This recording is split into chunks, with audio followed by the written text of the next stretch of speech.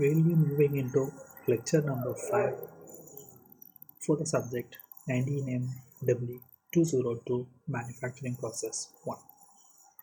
The lecture 5 deals with foundry sand, types, ingredients, and testing. The objective of this study is to know the functions and importance of foundry sand and its ingredients in mold preparation. So you will come across the following terms in this class: green sand, dry sand, facing sand, backing sand, loam sand, and core sand. Similarly, the testing methods like permeability test, strength test, grain fitness test, moisture content test, and clay content test will be taught in this class.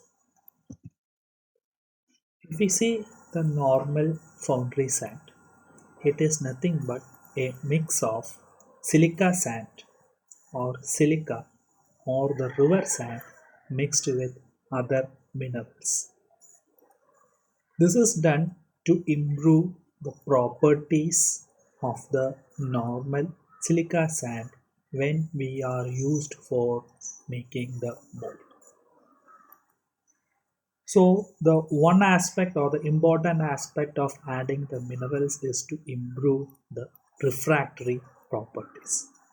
So refractory properties is nothing but the property of the mold to withstand higher temperature. That is called refractory properties. And the selection, again, you have to choose the sands based on the grain size and the shape of the grain. That is whether it is a regular or irregular or rounded, etc. So foundry sand, the normal foundry sand is nothing but it is a river sand mixed with other minerals. In addition to that, you will have binders also will be added into the silica sand in order to ensure that proper wettability, proper mold design is obtained. So basically, if I say the sand which is used for making mold application, that will be a mix of silica sand plus water plus clay. So mostly 90 percentage it will be of sand, 3 percentage you will add water into it, and 7 percentage clay. So this is a typical composition of sand which we will be using in the foundry for the mold preparation. And if you are using, you can use other bonding agents in sand mold. Organic resins or inorganic binders can be also added. Sometimes various other additives also you will add in this when you are going for typical type of material castings. So these are some of the important properties of the molding sand. Or finally, if I say if you make a mold by using a particular molding sand, it has to have proper strength. So strength is to maintain shape and resist erosion. That is, when I am removing the pattern, it has to withstand. It has to, that is, the edges should not break up. So in that way, it has to withstand. So if it is want to withstand, it should have proper strength. The next property of the molding sand, that is called permeability. So permeability is nothing but the ability of the molding sand to allow hot air and gases to pass through the voids in sand. That is, when I am pouring the molten metal into the mold. So last class we have seen the pouring temperature is higher than that of the melting temperature for various reasons. So if I am pouring like that, I have to, there will be lot of gases will be present in that liquid metal. So this gases should not entrap into your casting. This has to flow through your, this has to pass through your mold. So for that we have seen that there will be some holes we will be providing in the casting, normally known as vent holes. So through this vent holes and through the other sand particles, these hot gases has to escape. So that property is called as permeability. The most important one is next is the thermal stability. So that is when I pour a molten metal into the mold, you can see it is a pouring at a higher temperature. So when I am pouring it at a higher temperature, the mold should not collapse. That is, the mold should not get cracks or other things should not get generated when I pour the molten metal into it. So thermal stability of the mold is another important property. Then collapsibility. Collapsibility is a different aspect from the thermal stability. Collapsibility is that when after the casting solidify, that is the mold has to break. I should be able to break the mold and I should be able to get back the sand particles easily. So ability to get collapsed after the casting solidifies. Then reusability. Can sand from broken mold be reused to make other mold? So these all properties you have to take care when you are going to prepare a molding sand. We'll see the type of molding sand.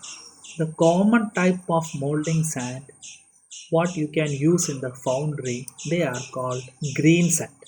And the mold which you are making from the green sand, they are called green sand mold. So green sand is nothing but the mixture of sand, clay and water in correct proportion. They are called green sand. If I remove the moisture content from the green sand, okay, they are called as dry sand. And the mold which I am making by using the dry sand, they are called as dry sand mold. So sometimes in the case of dry sand, than using the clay, other organic binders can be also used.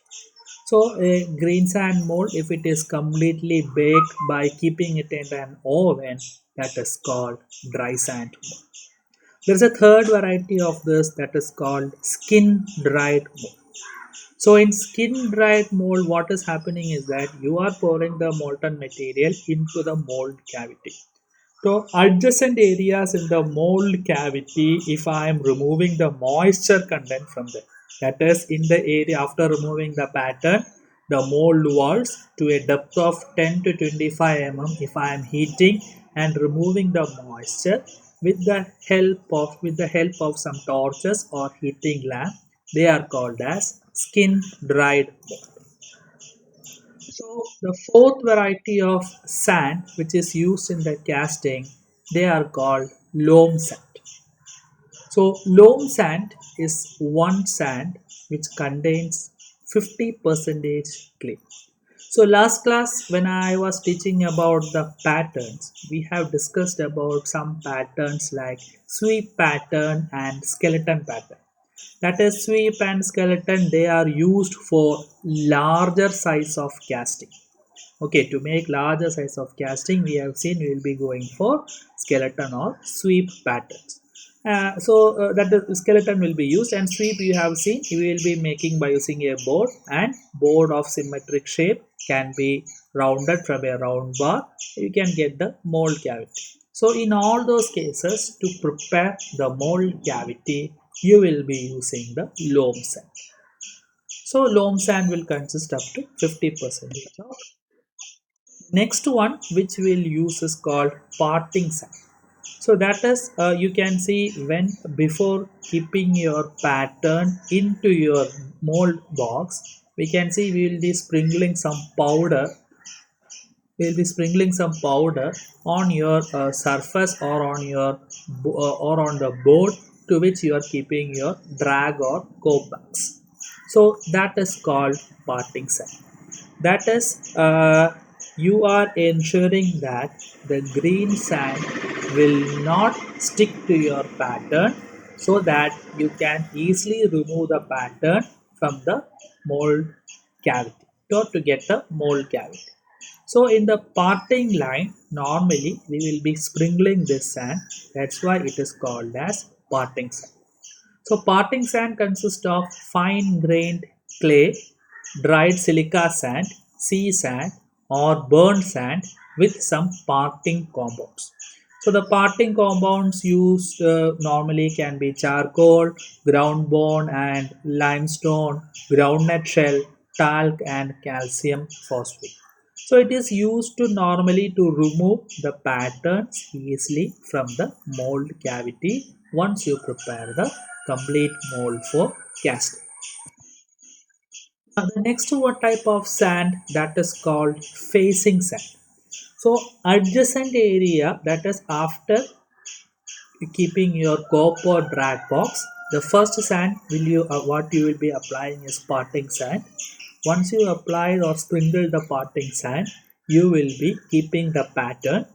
So the surrounded area of the pattern where the initially heat is going to affect, so those all areas which surrounds your pattern, that will be filled by using facing sand. Okay, once the surrounding area to a thickness which you have intended or which you have expected that this thickness is required, this minimum thickness is required to enhance the properties of mold, you will be filling with the face sand. So after the area beyond whatever you are filling with the face sand, you can fill the entire mold cavity with the help of normal sand. So facing sand forms the face of the mold and comes into direct contact with the molten metal when it is poured. So high strength and refractoriness are required for this sand. So it is made of silica sand with clay without the addition of any used sand. So you have to be very careful in that. So it is a new sand which is used. No recycled sand is used as facing sand. So other elements like graphite or molasses etc. can be added to the facing sand.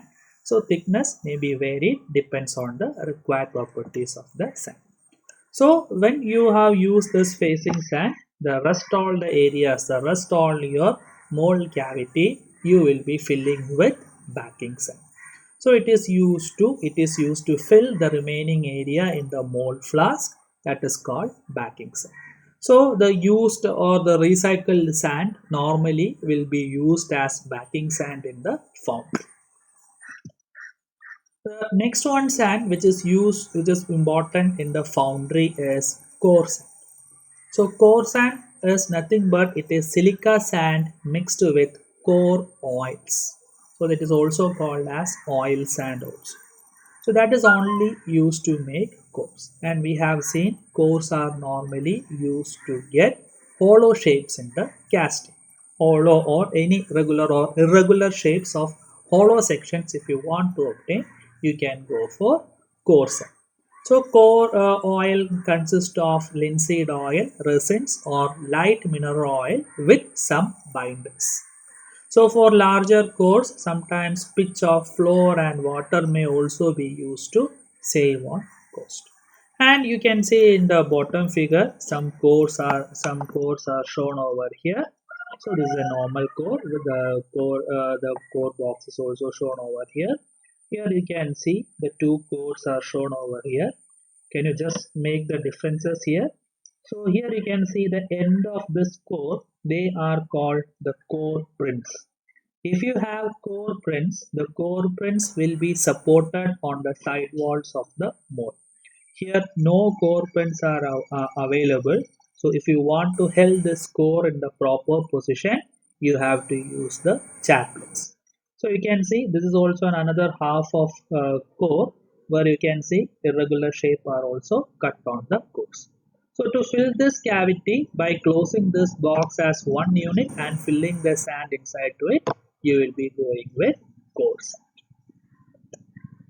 The next one type of a sand that is called system sand. So system sand is normally used in mechanized foundry lines where all the process of making your mold is completely mechanized. If it is a mechanized one, the sand which is using is called system sand. In that mechanized line, no facing sand or baking sand will be used. all the one we use is called systems sand. Okay. So sand cleaned and reactivated by the addition of water and binders is used to fill in the flask. So that is called system sand. So system sand you will be using when you are going for mechanized foundry lines. So mechanized foundry lines you will be going when you want to produce mass production of smaller sized casting. If you want to produce, you will be going for this mechanized casting lines where the jolt and squeeze machine will be used for making the mold cavity. So drag box will come from one side, cope will come from another side, pattern also will get joined, sand will fall from top of it, it will be ramped by using this machine.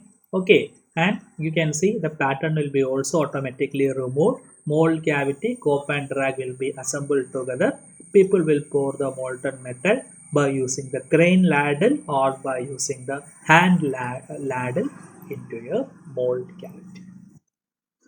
The types of sand which you can see or which is will be used in making the mold cavities. So we will discuss about the testing of foundry sands. So the important test which you want to carry on the foundry sand is moisture content test, clay content test, permeability test, grain fitness test, strength test, and mold hardness test. We will see one by one what it is. First test, that is moisture content test.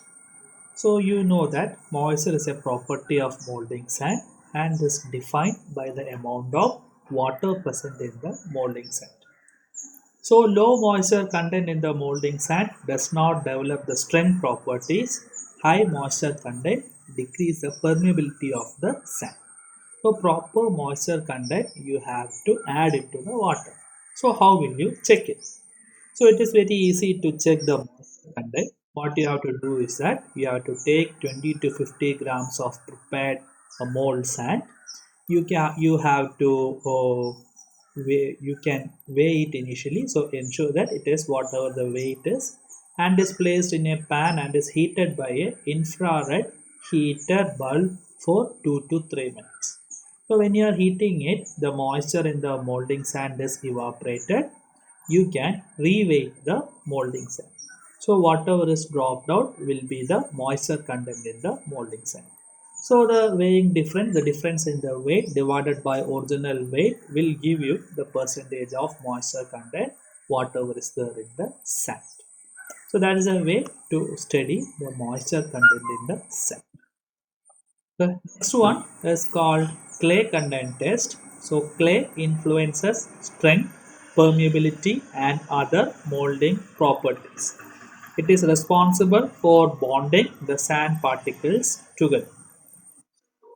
How to test it? So you can take a small quantity of prepared molding sand and you can dry it. Separate 50 grams of dry molding sand and transfer that into a wash bottle. So what you have to do is that add 475 cc of distilled water plus 25 cc of 3% NaOH. You can add into it. You can stir it. Okay, you can stir it with the help of stand stirrer for about 10 minutes. Okay, and you can fill the wash bottle with water up to the top position. Now what happens is that you can see that now the clay content in the sand will mix up this what sometime you can see the sand, the clay content in the sand that will be mixed with the water, and the plain sand particles that will be separated, or we can see that will be settled down in the bottom of your flask or bottle which you have used for measuring. Now what you have to do is that you have to siphon out the water from the wash bottle, dry the settled sand. Now if you have the weight, the initial weight is known to you, if you finally weight it, you can see that what was the content in the what was the exact content of clay in that sand can be determined. So that is the way clay content testing can be performed. So the third is grain fitness test. So you have to, in grade fitness test, normally you can do two things. One is the different shaped grains can be segregated, or uh, different grain size grains can be also differentiated. So the thing is that if I am going for the finer grains, so the finish on the mold cavity will be higher. So if I go for larger grains, okay, so I'll get a different property. So what I'll do is that either I can use the sieves, manual sieves, or I can use a shaker or a vibrator to separate the various sized grains in a molding sand, and what is required according to my finish and dimensional tolerances. I can choose which type and which size of grain is required. So you can see there are various available. So you will be placing one over the other, as you can see over here of one side. You can see another one here. So whatever is fitting to the above category, that will be deposited on these position. So whatever the finer particles is, that only will be passed through the appropriate sieves. So you can easily segregate it and you can see which size of grains is required, and you can use it for mold preparation. So the next and the important test, that is called permeability test. So the as I told you in the first slide itself, permeability is an important property. You have to very carefully do with the permeability. So what you will do is that the quantity of air that will pass through a standard specimen of a sand at a particular pressure and condition is called permeability of the sand. So you require an inverted bell jar which floats in a water, a specimen tube for the purpose of holding that equipment, and a manometer to measure the air pressure. So these things are required to test the permeability of the molding sand. So what you have to do is that you can take a preset quantity of 2000 cc of air that is held in the bell jars and is forced to pass through the sand specimen. At this time of air entering the specimen is equal to the air escape through the specimen. Take the pressure readings in the manometer. Note the time required for 2000 cc of air to pass through the sand. So that will give you a number. That number is called, when you calculate it, that is called permeability number.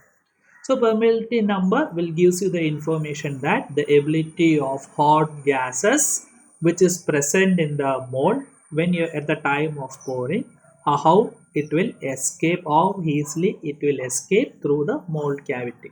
So higher permeability or lower permeability will always deteriorate the quality of your casting.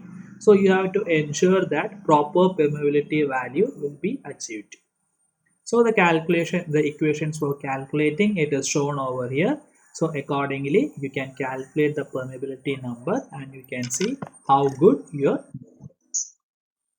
Next one, you have to measure the strength of your mold cavity. So the strength can be tested on green sand or dry sand or coarse sand. So normally two important strengths will be carried out, that is called as green compression strength, and the next is called green shear strength.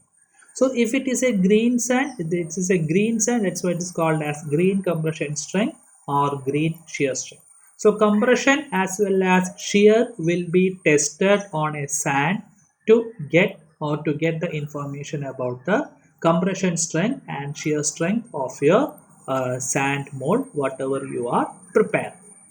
You can see in the compression test there is a machine called universal testing machine, which is used to test, or it is a short form we call it as UTM. that is used to test the compression as well as shear strength of the sand. So what you will be doing is that in the green compression strength, you will be crushing it. So at what condition the crush is happening, that is what you are studying it. That is when you are pouring the molten material into it, the strength is required in the mold to withstand that particular temperature. So normally the green strength of sand is generally in the range of 30 to 160 kPa kilopascal, and the shear strength which is required vary from 10 to 50 kilopascal. So in the shear strength, a different adapter is fitted in the universal machine so that the loading now be made of shearing of the sand sample. So if you pull it, that is called tensile, you know it. If you push it, that is called the compression. If you twist it, that is called as a shear strength. So that is the way the strengths are being calculated for the molding set. The next test which you have to carry out in the mold is mold hardness test. So hardness testing is normally is done in the in the form of indentation test. You will have an indenter. The indenter will be forcefully applied on the surface. So what happens is that when you are forcefully applying the indenter on the surface, it creates a mark on the surface. So you will be able to calculate, or you will be able to know the size of the indentation which is marked by your indenter on the surface and your applied force. So using that, you can calculate the hardness number. So hardness test, normally Rockwell, Brinell or Vickers are used for testing it. So if it is a Rockwell number, if it is a Brinell number, you can see it will be marked as BHN, Brinell hardness number. So same way you will have it for Rockwell as well as for Vickers also. The specific numbers are used, and you have to ensure, and you have to keep in your mind that whatever you are measuring on Brinell number will not be that same as that of the Rockwell, will not be same as that of Vickers. All are on different scales. Okay, so you will be studying how to test all these things in the metallurgical classes much more in a detailed fashion. So I am not going to touch those things over here. So you will get a hardness number. So based on the hardness number, you can say how good your quality of the mold is before pouring the molten metal into it. So that is the end for lecture number 5. Thank you. Now we will go for discussions.